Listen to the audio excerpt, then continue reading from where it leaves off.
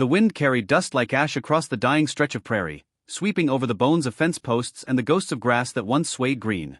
The sky looked bruised, half gold, half gray, its edges smudged with smoke from some faraway fire. A single rider moved through it all, slow and deliberate, the rhythm of his horse's hooves blending with the sigh of the wind. His name was Eli Carson, a man shaped by long miles and quiet regrets, his face carved by sun and solitude. He had been riding since dawn, and the land hadn't offered him more than silence and thirst. He crested a low ridge just as the light shifted. Down below, nestled in a hollow of bent cottonwoods, lay the remains of a ranch, half burned, half standing, a memory stubbornly clinging to the earth.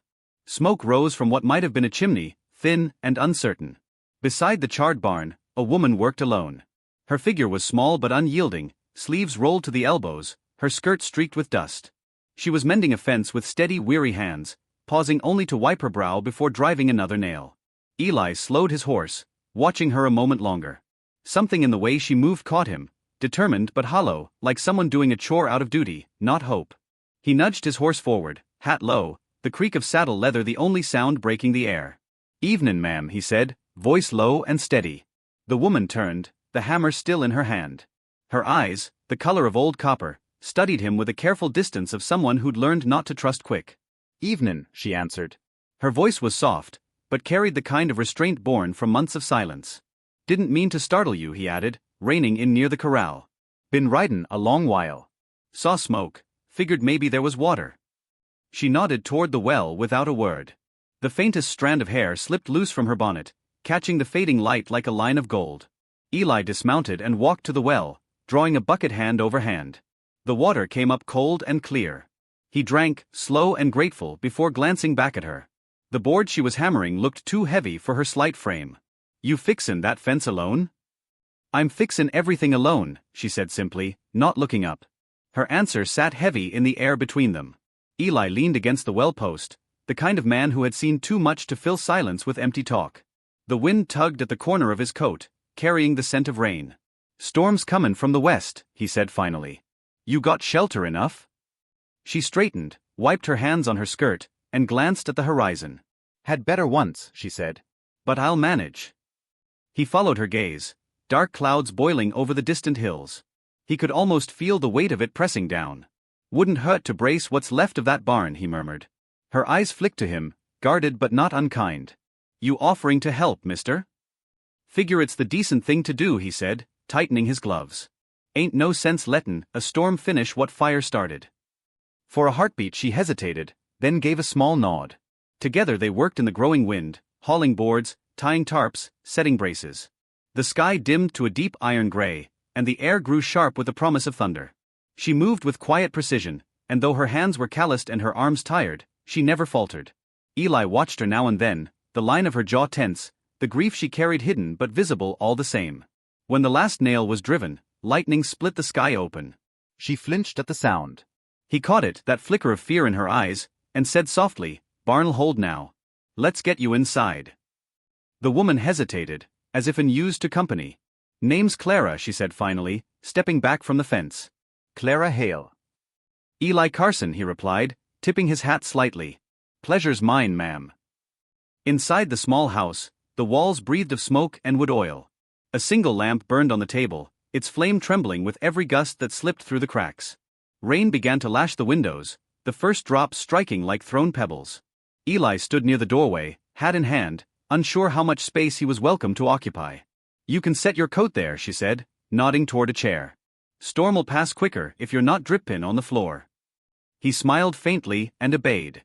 The air smelled of rain and ash, a strange mix of ruin and renewal. She busied herself by the hearth, feeding the flame, keeping her back to him. "You're alone out here," he said gently. "Ain't safe this far from town, not with outlaws still roamin' these parts." Her hands stilled over the fire. Safety's a word folks use when they've still got someone left to lose. He didn't answer. Didn't have to. Her words carried their own ache. The wind howled outside, pushing against the windows until they rattled. Clara set a cup of coffee before him, steam rising in thin ribbons. He took it with a nod, the warmth seeping into his hands. She sat across from him, posture straight, eyes fixed on the storm beyond the glass. "How long's it been since the fire?" he asked after a while. 3 months, she said softly. "Started in the barn. Took my husband with it. The words came without tremor, but her knuckles whitened where they rested on the table. Eli set his cup down gently. I'm sorry. She gave a faint shake of her head. You didn't light it. For a long time they sat in silence, the fire crackling like old memory. Outside, the wind moaned through the trees, and rain fell in waves that seemed endless. Every now and then lightning flickered across the room, illuminating her face in brief, fragile beauty, strong cheekbones, lips pressed together, eyes that had seen too much. When thunder rolled close enough to shake the roof, Eli glanced toward the window. You should rest, he said quietly. Tomorrow'll need strength. She rose, taking the lamp with her to the small back room. You can sleep by the fire, she said without turning. If the roof holds. I'll keep watch, he replied. Her shadow lingered a moment longer before she disappeared behind the door. Eli sat back, listening to the storm fight the walls, feeling the strange warmth of belonging in a place that wasn't his. He stared into the fire until its glow blurred into thought. He'd buried too many people in his years, brothers, friends, a woman once, and he'd learned to let go of roots. But watching Clara fight the storm alone had stirred something long dormant. She wasn't just surviving. She was defying everything that tried to take her. When the wind began to ease, he rose and walked to the doorway.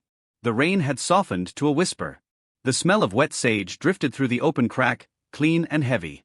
In the faint glow of the dying lamp, he saw her silhouette in the next room, kneeling beside the window, head bowed, maybe in prayer, maybe in memory. He stepped back, silent as the night, and settled near the hearth once more. The flames painted the room in gold and shadow. He thought of her hands, raw from work, of the fence still standing against the wind, of the way her eyes refused to break even when her heart already had. Morning came pale and slow, sunlight spilling over the ridge like liquid gold. Dew glistened on every blade of grass, and the smell of rain still clung to the earth. Eli stood by the corral, sleeves rolled, tightening a rope line, while the mare flicked her tail lazily beside him. The world felt briefly reborn, but the silence between him and Clara remained fragile, as though a single wrong word could send it shattering again. She appeared from the house, carrying a small pail of water, her hair tied back neatly, her eyes softer than they'd been the day before. You don't have to work, she said, setting the bucket down. You're not my hired hand. Eli adjusted the rope, his voice calm. Ain't working for pay. Just like seeing something stand that's supposed to. Her gaze lingered on him a moment, curiosity and caution woven together. You always fix what's broken. He looked at her, then the horizon. Only when it's worth mending. She turned away before he could see her smile. Small, uncertain, but they're all the same. For the rest of the morning they worked side by side. The rhythm of hammers and the creak of what filled the space between them. A quiet kind of music. When the sun climbed high, Clara brought out bread and coffee, setting them on a crate. They ate under the cottonwoods, the air thick with the scent of sap and wet earth. You from Texas, you said? She asked. Near Lubbock. Had a small ranch once. Lost it when the drought took the cattle and the bank took the rest. I'm sorry. He shrugged. I learned not to hold too tight, to what can hold back. She nodded slowly, staring down at her hands. My husband used to say that too. The words hung there, heavy as the still air. Eli didn't answer. He just reached for his coffee, letting her have the silence she needed. Somewhere nearby, a crow cawed, and the moment passed like a leaf on the wind. By late afternoon, clouds were gathering again, thick, gray, swollen. The wind carried a low moan through the valley, brushing through the half-repaired barn and rattling the empty water troughs. Clara glanced up uneasily. It's too soon for another storm, she murmured. Sometimes the sky don't wait on reason, Eli said. He scanned the distant ridge, where the river's curve had turned a strange, fast-moving brown. His gut tightened.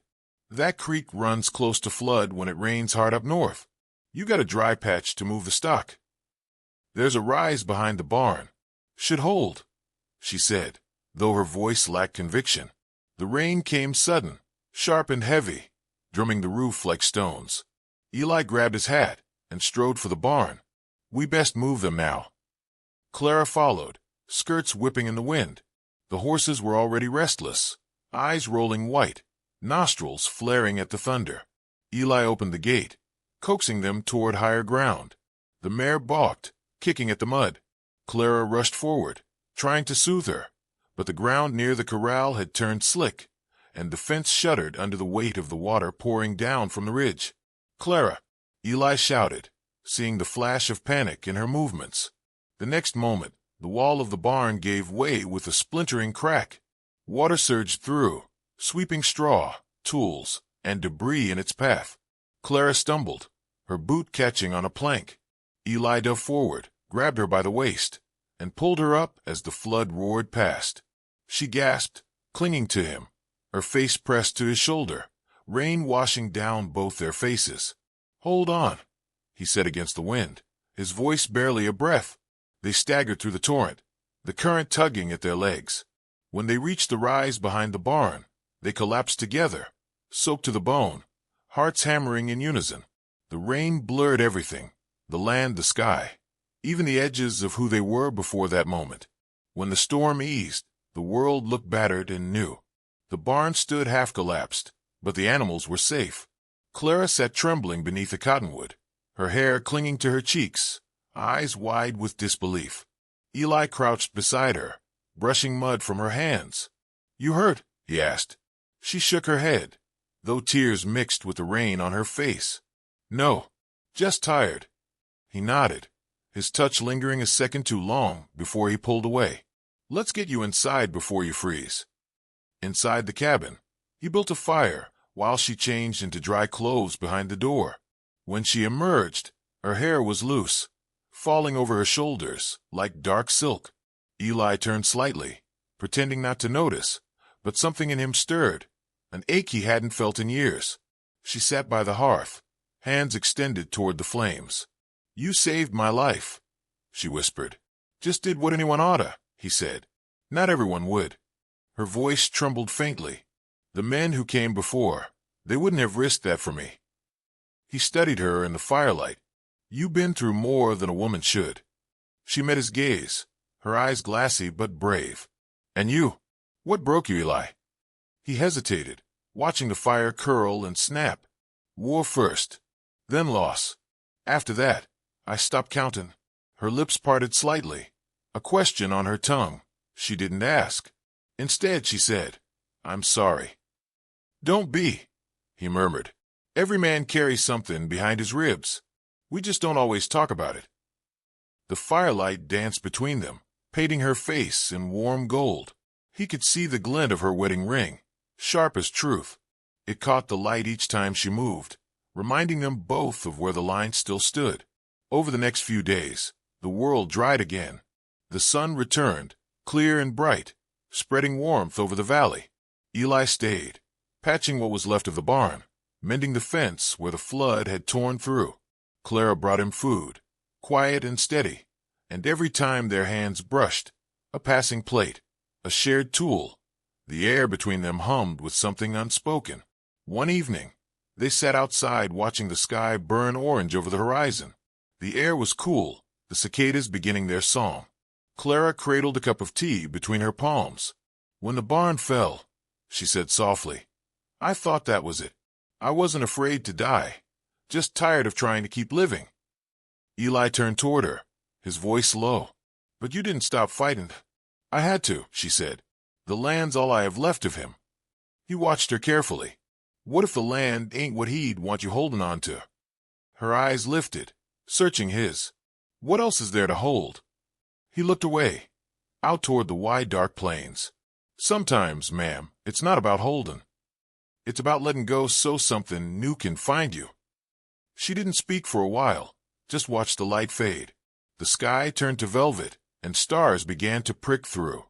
She rested her head against the post, and for the first time since he'd met her, her face looked peaceful. When she finally spoke again, her voice was almost a whisper. "You're a strange man, Eli Carson. You talk like you've already lived twice." "Maybe I just listen once too often," he said with a faint smile. They stayed like that until the crickets became the only sound left. Then she rose, brushing dust from her skirt. "Good night, Eli." He tipped his hat, even though she couldn't see his face in the dark. "Night, Clara." As she disappeared inside, he looked down at his hands, rough, scarred, meant for work and not for tenderness, and felt something he hadn't let himself feel in years. Not love yet. Not even hope. Just a quiet stirring, like the earth after rain, waiting to bloom again.